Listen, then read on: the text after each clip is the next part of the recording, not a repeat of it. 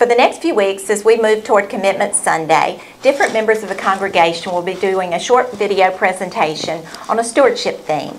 I'm first, and my theme is tithing.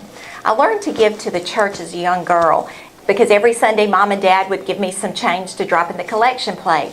And I noticed as they put their check in the collection plate, it was a different color than their normal checks. And I never understood why that was until as an adult, when I moved back to Vidalia, I heard my dad stand up one Sunday at a service very similar to this video and talk about how he learned about tithing.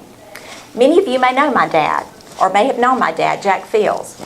He passed away in 2008, but his handiwork is still visible in the church. The cross and flames in the activity center, the wooden cross in the activity center, the wooden cross in the small dining room, the small cross and flames that we use on the tables in the activity center from time to time, and the most special to me is the wooden Paschal candlestick that he made in honor of my mom.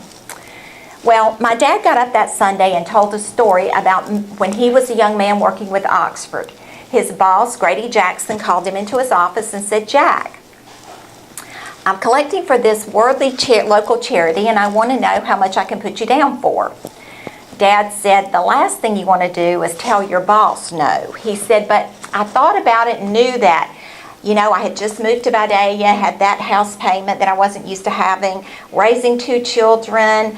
My father had passed away. My wife and I were building a house behind our house for my mother to move into, and I just didn't see how I could give anything." And so I said, "Well, Grady, I just don't think I can give right now."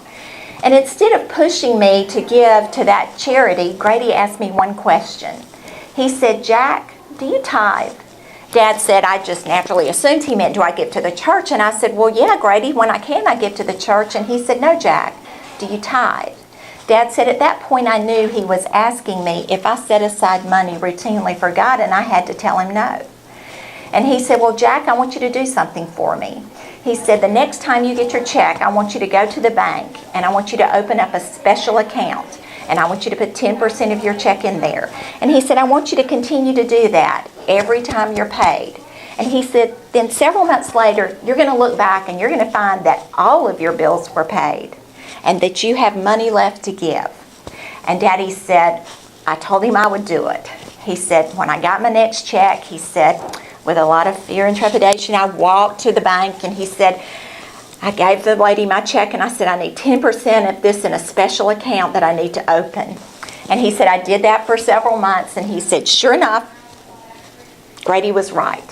He said, several months later, I paid all my bills and I had money in that account to give. And that was the origin of the special account and the different color checks. My mother still uses that account today. She funds it and she uses it for giving. As we move toward Commitment Sunday on November the 9th, I want you to remember that tithing is a discipline. It is purposely setting aside money for God's purposes.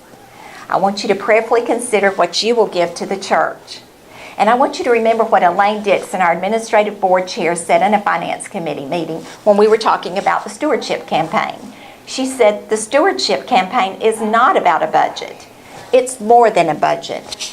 It is giving back to God a portion of what He has so abundantly provided.